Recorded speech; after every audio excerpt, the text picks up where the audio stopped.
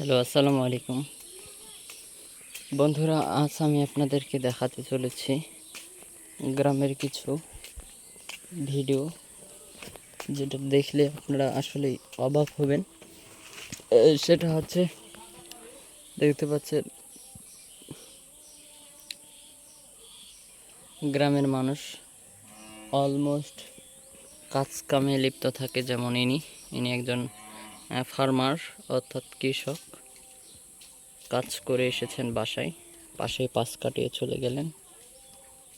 এই হচ্ছে ব্যাপার।